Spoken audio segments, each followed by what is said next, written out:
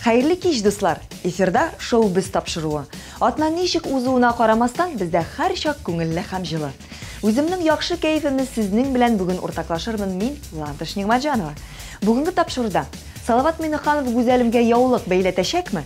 Фирдус Тимаевка күпме ял итәргә була? Диана Таҗетдинова әнисенә нинди бүләк ясаган? Һәм башкалар. Телевизор экраннары янына якынрак утырыгыз. Без башлыйбыз. Күпләр игътибар иткәндер. Соңгы арада Салават Миннехановның тормыш иптәше һәм җырчы гүзәлем мөселман кибетләрендә киенә башлады. Күпләр моны мәчеткә йөргән, намазда булган Салаватның теләге дип уйлады. Ләкин гүзәлем моңа ачыклык кертергә булды. Бу күңелем теләге. Ә Салават кыстаулы түгел. Минемчә дингә һәр кеше үз теләге белән килергә тиеш. Мин әле намазда түгел һәм яулыкны да һәр чак бәйләп йөрмим. Ләкин мин шул юлда. Алла буйырса дин юлына басачакмын. Бу минем иң зур теләкләремнең берсе дип сөйләде ул.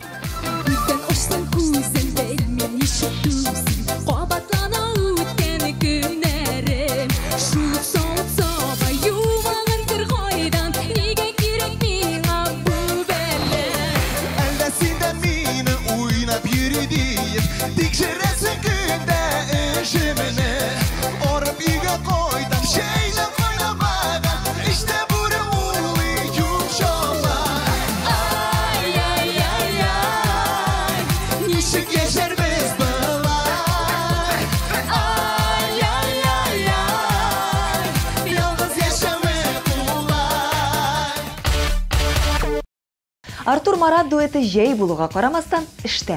Әле Франциядә, әле Алматада. Бу җәйдә егетләр үзләренә бөтен җир шарын әйләнеп чыгу максатын куйганнар ахрысы. Күп кенә артистларыбыз кебек Артур белән Марат бөтен дөнья буйлап таралган дин кардәшләребезгә милли моңнарыбызны ишеттереп, бәйрәм ясап йөриләр. Татарстаныбызда җәй булмаячагын белеп, шундый зур сәфәргә чыкканнардыр алар мөгаен. Кем белә бит? Әлегә әйдәгез алар башкаруында җыр тыңлабыз. Язылары җитте, йөрәк минем урыныннан кузгалды. Җир сагынып, кояш нурын үзенә тартып алды. Сөю дөньясы ишеген иркенләп ачып кердем. Язның беренче шәшәген тик сиңа өзеп бирдем. Язларда сине эзләдем, язларда сине таптым. Язның беренче шәшәген тик сиңа өзеп бирдем. Ай-яй, ял итеп тә торасыз инде. Әлеге сүзләрне Фирдус Тимаевның Instagram аккаунтында очратырга була. Татар эстрадасының танылган җырчысына күпләр көнләшеп карый. Араларда әле күптән түгел генә Дубайдан кайттыгыз бит. Эшләргә вакытыгыз да калмыйдыр дип язучылар бар. Бүгенге көндә Фирдус улы һәм хатыны Төркиядә ял итеп яталар. Җырчы Instagram аккаунтында монда рәхәт, җылы дип фотолар урнаштыра. Эй Фирдус, безгә дә алып кайт шул кояшыңны, ә?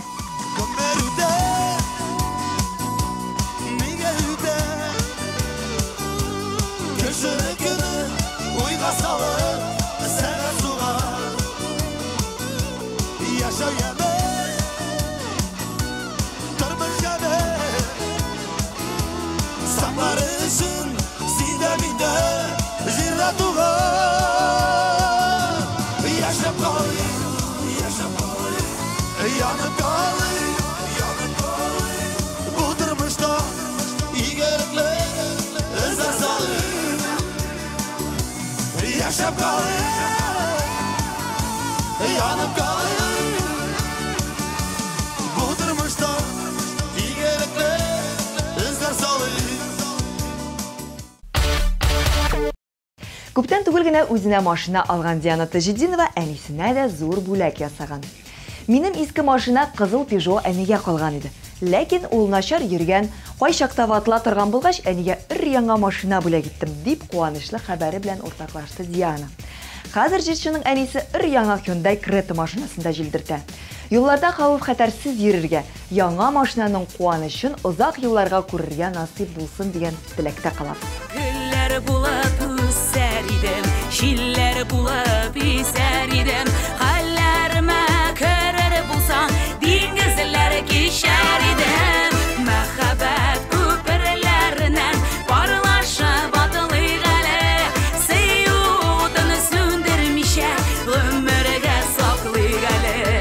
Мәхәббәт күперләреннән парлашып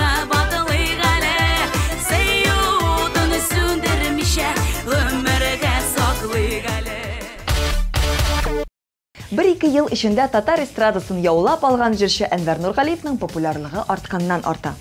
Соңгы арада Башкортстанның атказанган артистының ВКонтакте социаль шелтәрендә ялган сәхифәләр артканнан арта. Минем исемнән аралашалар, әллә ни язалар, кешеләрне ялганлыйлар дип сөйләде җырчы.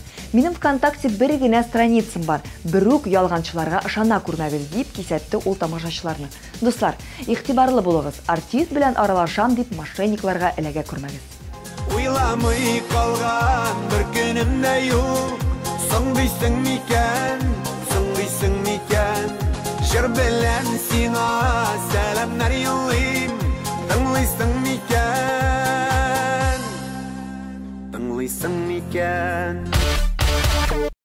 Шоу-биз тапшыруында премьера, яңа клип. Рифат Зарипов «Кычыткан шыпшыгы» дип исемләнгән җырга TNTV Production белән берлектә төшергән клип тәкъдим итә.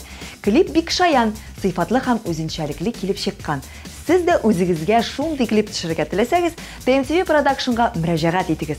Белешмәләр өчен телефон 567 13 32.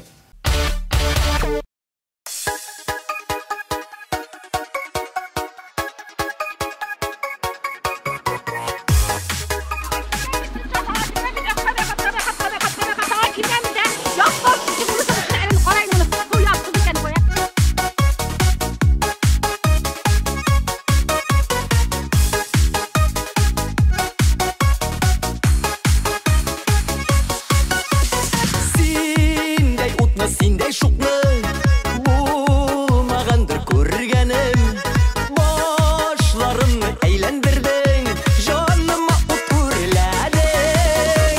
Сине күрдем, шунда белдем, яратуның шыпшынын, шырык-шырык көлеп торган, син кычыткан шыпшыгын.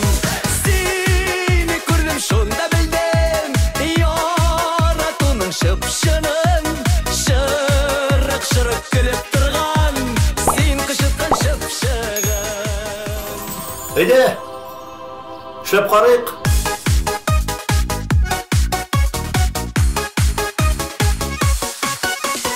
Йөзләреңдә кояш микән, әллә ай нурларымы, урыныңнан купкан йөрәк, аны син урладыңмы?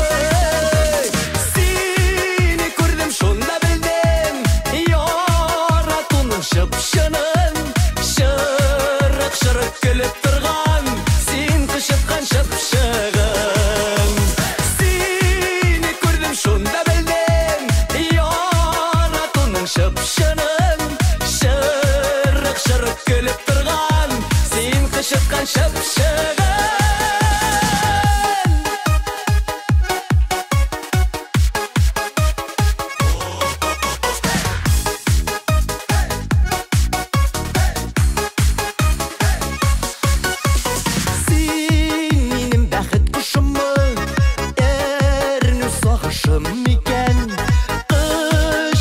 Шыпшыгын сөйіп, әллә ялгыштым микән? Сине күрдем, шунда белдем, яратуның шыпшынын, шырык-шырык көлеп торган, син кычыткан шыпшыгын. Сине күрдем, шунда белдем, яратуның шыпшынын. Астағфирулла. Көпәкінді суялмыйша тартып отыра. Наркоман! Сине күрдем, шунда білдем, яратуның шыпшынын, шырык-шырык көлеп торган, син кычыткан шыпшыгын. Сине күрдем, шунда білдем, яратуның шыпшынын, шырык-шырык көлеп торган, син кычыткан шыпшыгын. Шырык көлеп торган, син кычыткан шыпшыгын, син кычыткан шыпшыгын.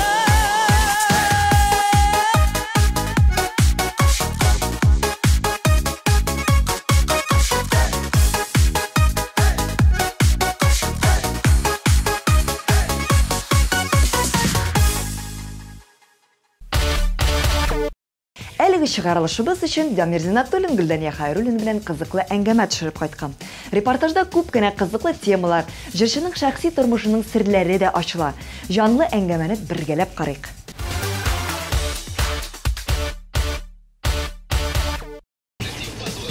Сәлам дуслар, шоу-біз командасы сезне татар эстрадасының иң популяр артистлары белән таныштыруны дәвам итә. Һәм бүген бездә кунакта Татарстанның ат казанган артисты, җырчы, күп һөнәрләр иясе дип әйтергә була, Гөлдәния апа хәйруллина. Гөлдәния апа, исәнмесез? Исәнмесез? Ничек хәлләрегез?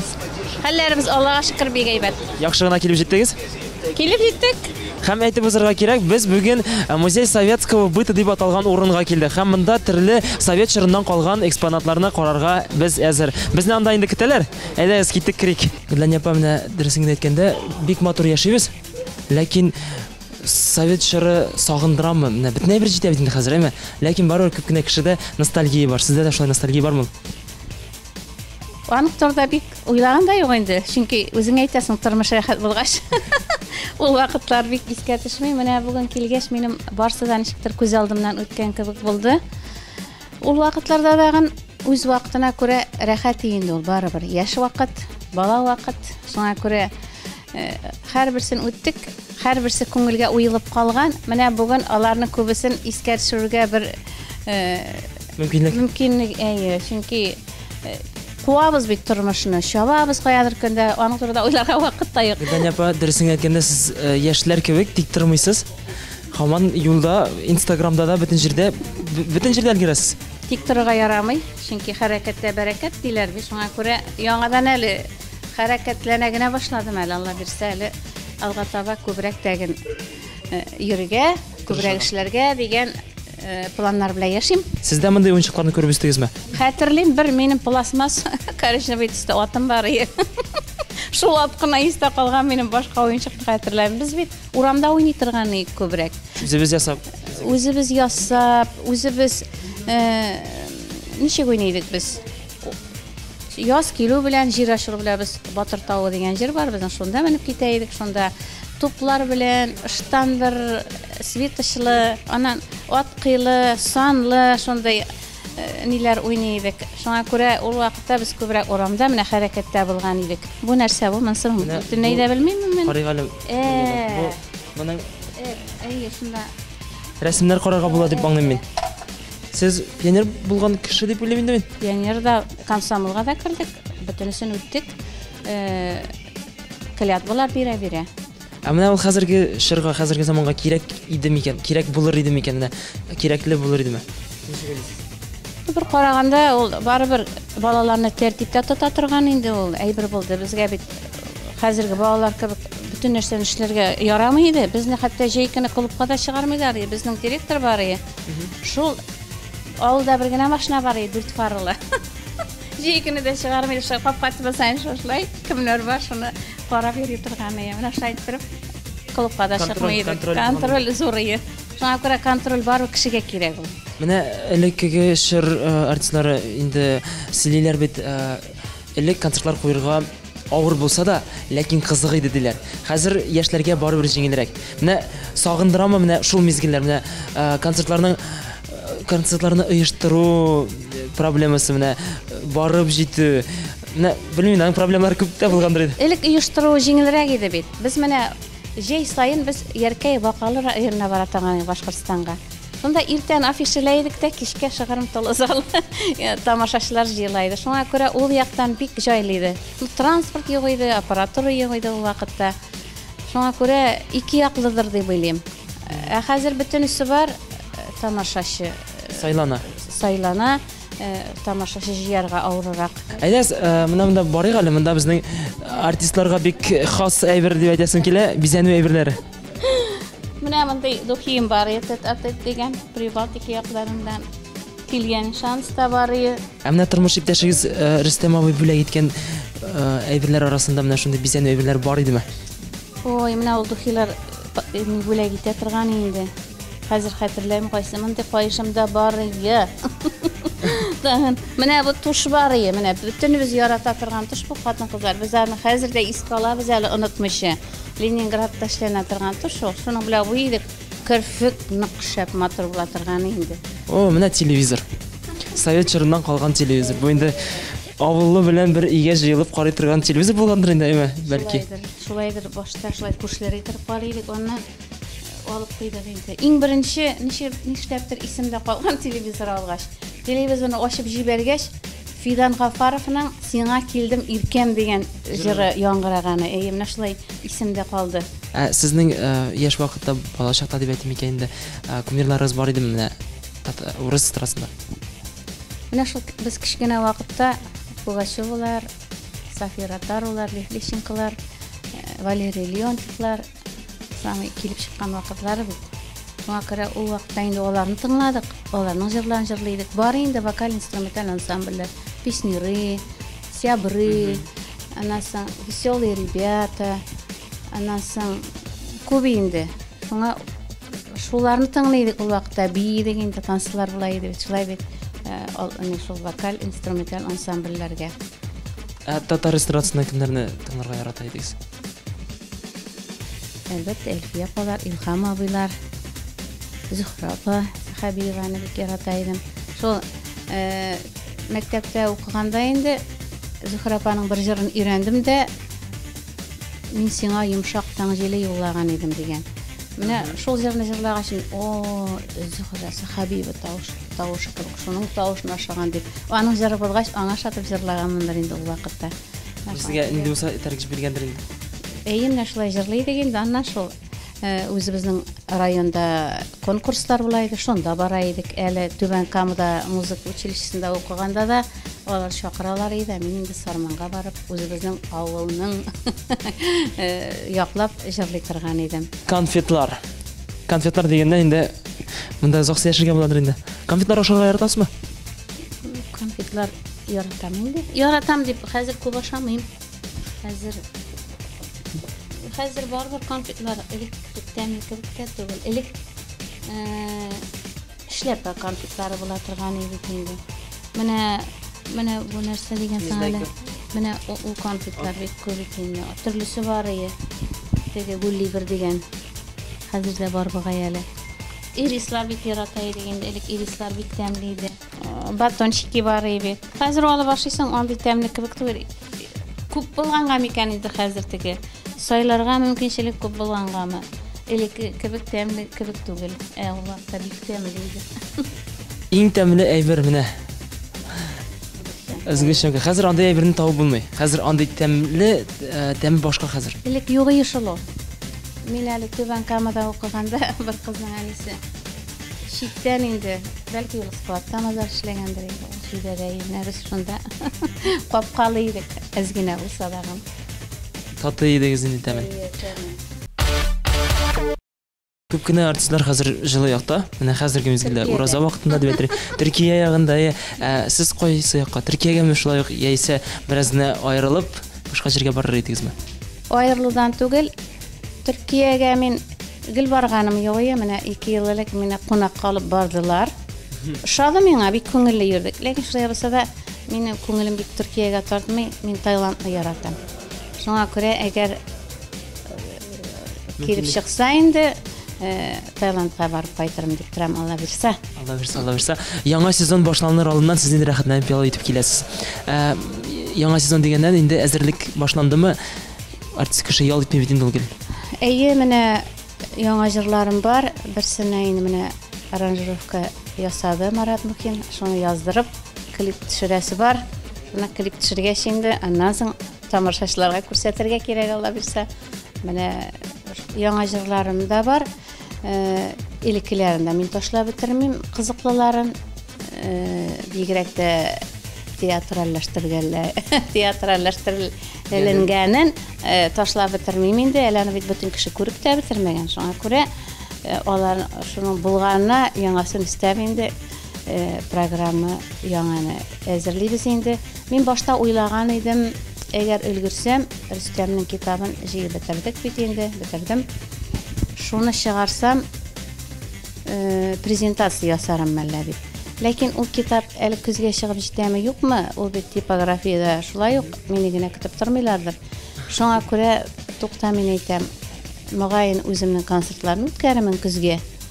Китапны иркенләп чыгарып инде, бәлки язга шушы Рөстәмнең жырларын жырлаган җырчыларны булдырылган хәтлесен җыеп инде Казанда, Чаллыда, Әлмәттә, бәлки шул берничә шәһәрдә шушы китапның презентациясын үткәрергә дигән хыяллар, уйлар белән яшим әле Алла бирсә.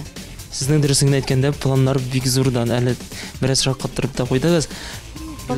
План зурдан түгел, минем ул төп эшем, мин аны эшләргә тиешле эшләрем. Чөнки мин Рөстәмнең исемен, аның җырларын яшәтергә тиешбез, мин генә түгел, Лилия белән икебез, һәм шул җырчыларга таратып инде алар да җырласын, тамашачылар аның күп җырларын ишетсен, аны онытмасыннар дип тырышам. Рөстәм абый Хәйруллинны менә инде дөресен әйткәндә сезнең яраткан тормыш иптәшегезне, кызыгызның әтисен дөрестән дә сагынасыз. Мин килер алдыннан информация карадым, сезнең контакт страничка битегездә ачып карадым, быел инде 7 ел булып узган. Сагындыра сизелә инде менә. Безнең белән ул бар онытылмый, һәр көнне истә, онытып булмый, чөнки bütün нәрсә аның белән бәйләнгән. Бәлки кайбер кешенең теге китеп барадыр да күпмедер вакыттан соң тынычлана торгандыр. Миңа шулай дип торганнары элек. Бер ярты ел үткәч, инде булай инде берәр ел үткәч, 2 ел үткәч. Җиңеләймәде, барыбер һәр вакыт истә. Но мин инде хәзер кайгырып яшәргә түгел, аның эшләрен яшәтергә дип эшлим. Эшләре дигәннән аның инде ничектер сизгән кебек, күп җырлары язылган. Менә хәзер сез шуның өстендә эшлисез, әйме? Ничә җыры әзер булып калганмысың дип әйтимме? Менә йөзләп җырын җыйдык инде без китапка. Җырлары күп, аның бөтенесен мин чыгара да алмам инде мөгаен. Чөнки ул буларына әле бу җырларын без аның бер 60 җырын ул больницадан чыгып торган арада Баян белән Лилия мин берәр куплет яздырган идек. Тегеләрендә аның күбесенең теге шигырьләре дә юк дигәндәй, аларны аның кассетага язган иде Баян белән, и ноталарда.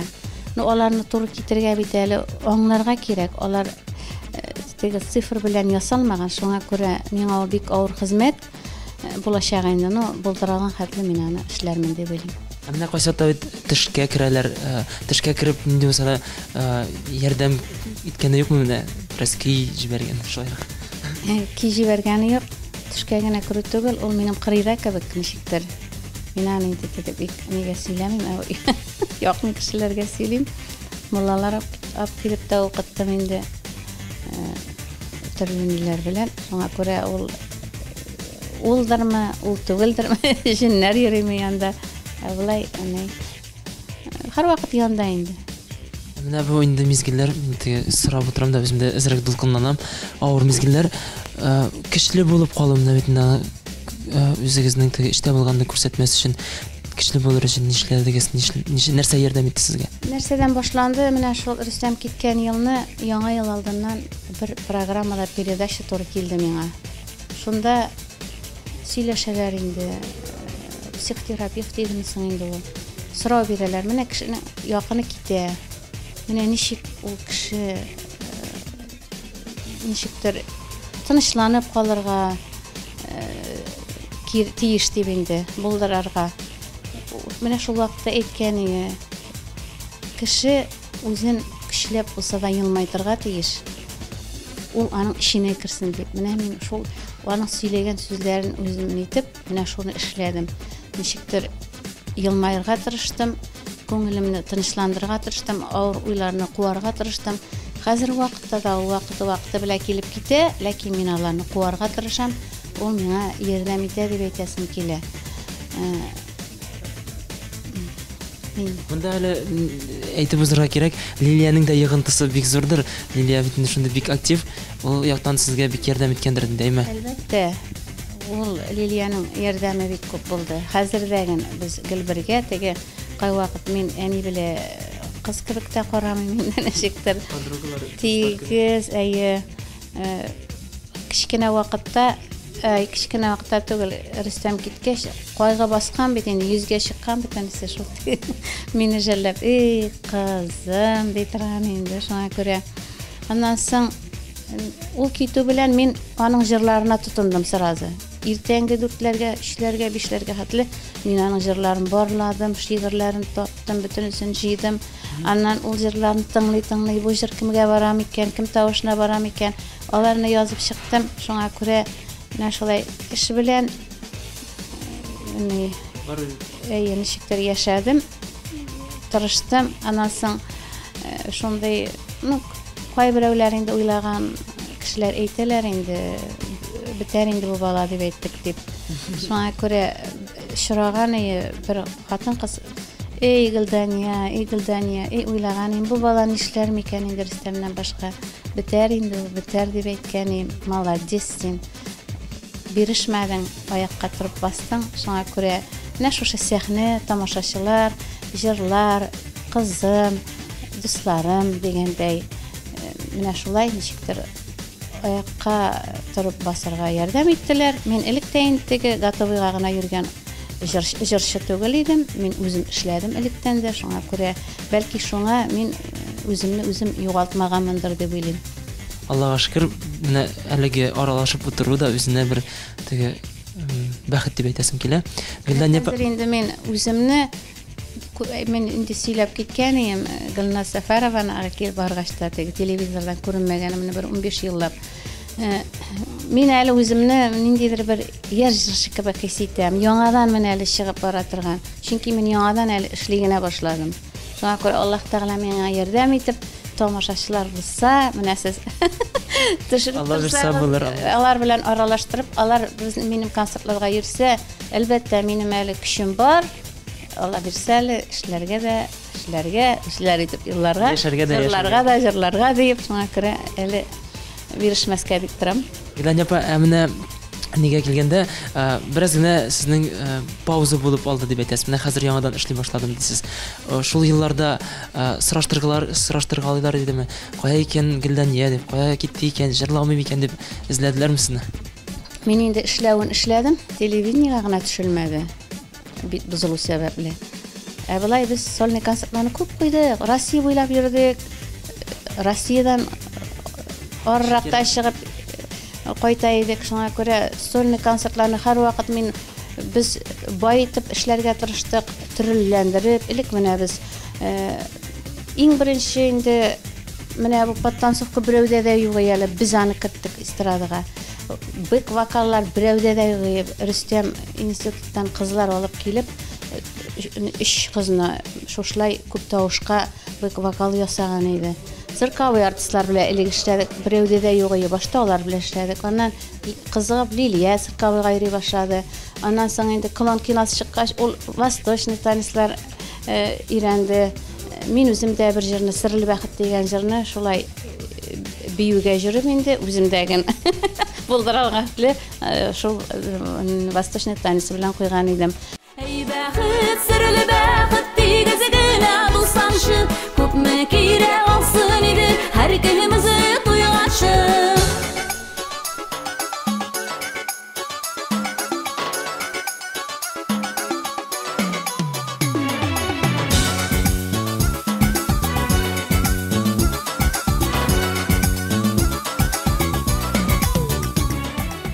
Аннан соң инде менә үзем цирковый номерлар белән чыгыш ясыйм.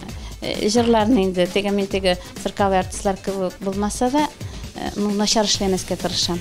Бу эштә сезгә Лилия булышкандыр инде, цирковый артист буларак. Яисә үзегез әйдә Лилия ярдәм итәле дип үзегез килдегезме? Юк, Лилия белмәде. Чөнки Лилия образлар белән эшли иде бит, хулафлар белән. Аны да әйтмәдем инде. Воздушный кольцо белән аның укытучылар белән киңәшләшеп, мин аны эшли алырмы дип тә уйламаган идем. Просто уйгына килгән иде башыма. Шуны эшләдек, шуннан бер концертка кайтты Лилия Чаллыга. Хәзер без йөрибез концерт куярга, аның укытучылары йөри бит сәхнәдә. Нишләп билгеләрсең, шул делай дип әйтәм инде. Нишләп билисез? Тегеләр әйтмиләр, әйтәм әйтмәгез. Шуннан менеп киткәч Лилия әйтә, төшүде, ягъни йөрәгем ярыла язды. Разве шулай буламы иде? Миңа әйтмәдең дә даже ди. Шуңа күрә аңа әйтмичә генә эшләдем. Алайса без уйлап бергән идек Лилия, сезгә менә шулай подсказкалар биреп, сез менә шундый эшләгәнсез дип уйлап бирдек. Минем үземнең башта бик әйбәт эшли әле. Аллаһка шөкер. Гөлдан апа инде Лилия дигәч, хәзер инде Лилия татар эстрадасында үзенең урынын алып тора, бик популяр артист. Менә горурланасызмы чын күңелдән үзегез кызыгыз белән? Әлбәттә горурланам. Мин аның белән һәрвакыт горурландым. Әтисе дә горурланды. Мәктәптә укыганда ул гел тик тормый иде. Аның мин әйтә торганым, нишләп соң бөтен җиргә сине җибәрәләр? КВН булса да, бию булса да, жүгерүгә булса да, спортка булса да, йөзәргә булса да, бөтен җиргә ул җырлый иде. Хәтта мәктәптә президент сайлаулар бер вакыт шундый модага кергән иде. Президент итеп тәгән алар теге берничә кеше көрәштеләр. Ул җиңеп президент булды. Нашлай иттереп, ул вакыттан ук Аллага шөкер гастрольләргә гел алай дип бит инде аны. Укы сорап алып китә идек инде. Бик каршырак булсалар да җибәрәләр инде укытучылары. Ләкин менә мин теге җыелышларга бик сирәк барыла иде инде. Менә бер барганда истә калган рус теле укытучысы да инде бик матур сөйли торган үзе. Вот наша Лилечка Хайруллина, хотя она на гастроли ездит. Ну, яхшы укый дип ул инде менә көмеш медальгә битерде. Мәктәпне шуңа күрә Аллага шөкер укытучылар да бик яхшылары, ләкин мин укырга кергәндә мин әйтәм, безнең кыз дип әйтеп, бер үк яклый күрмәгез. Ничек укый шулай куйыгыз дип әйттем менә.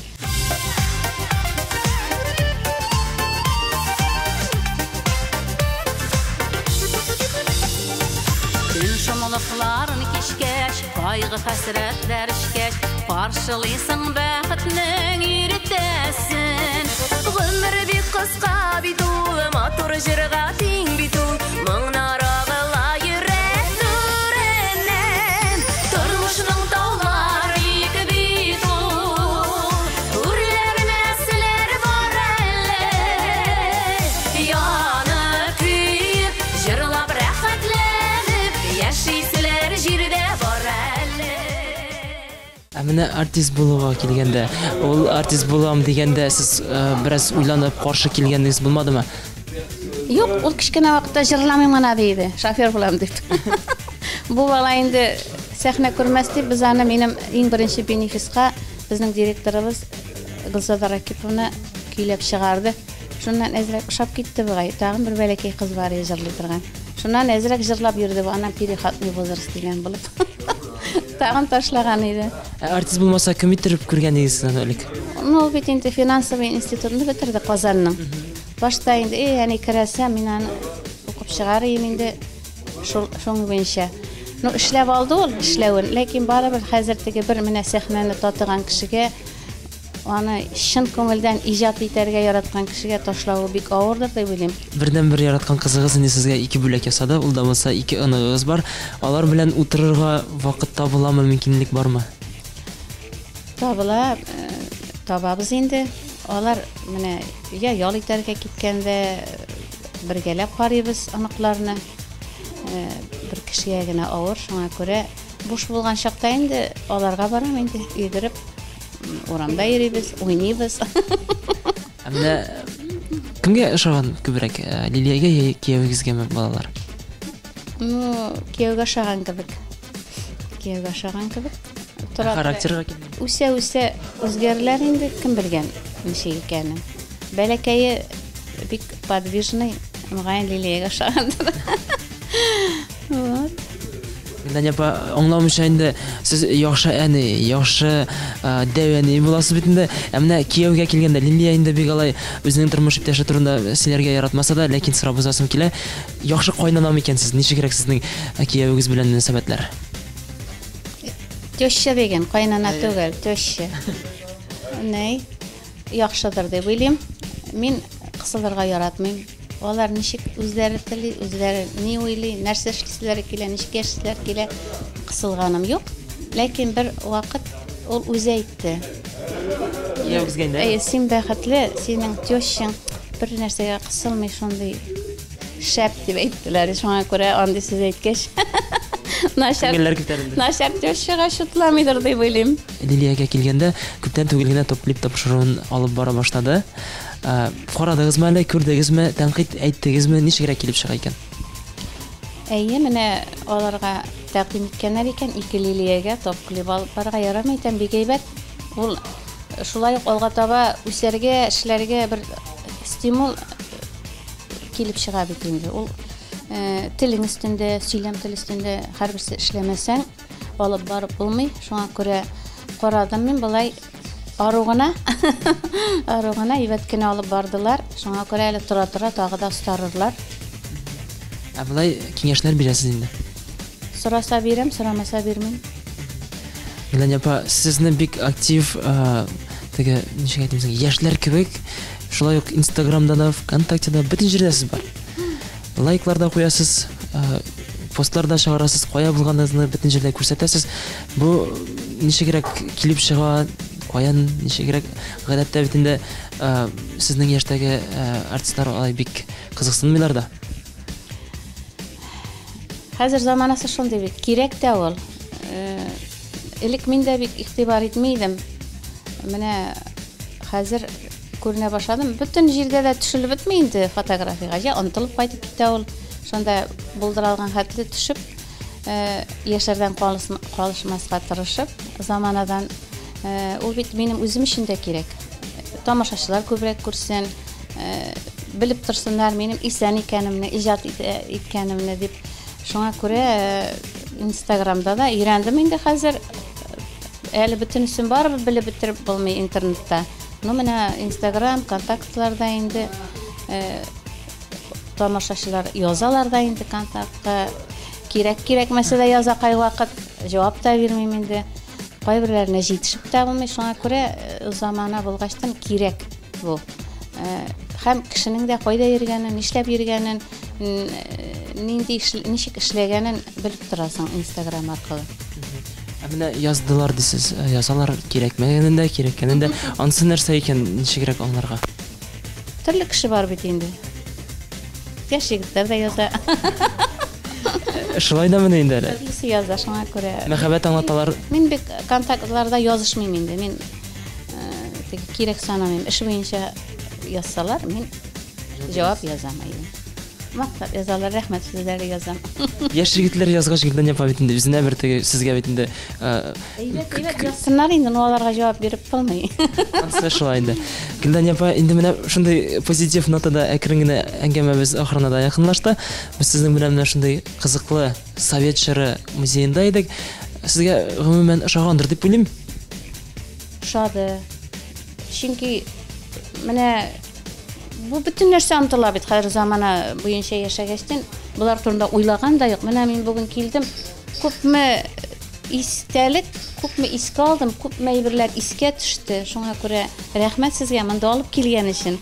Шуңа күрә бик күңелле булды. Үзегезгә уңышлар телим. Шуңа күрә бергә аралашып яшик. Сез дә безне чакырыгыз, без дә сезне концертларыбызга чакырыбыз. Чөнки әле менә синең минем концертыма килгәнең юк.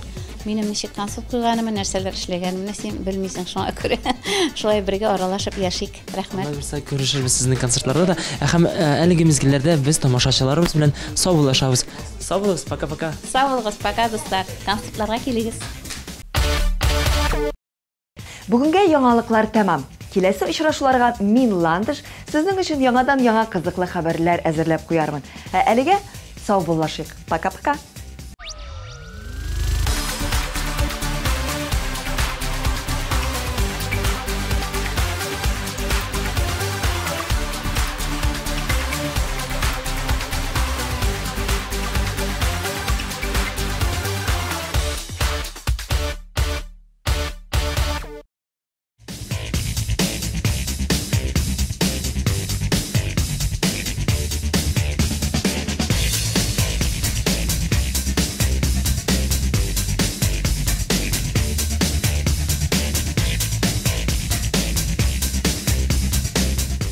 Наконец-то и в Казани появился учебный центр, в котором можно воплотить свою мечту и стать профессиональным визажистом. Центр Makeup Ателье – это школа международного класса, и здесь мы не только готовим профессионалов высокого уровня, но и даем возможность повышать свою квалификацию уже работающим визажистам. Центр Makeup Ателье.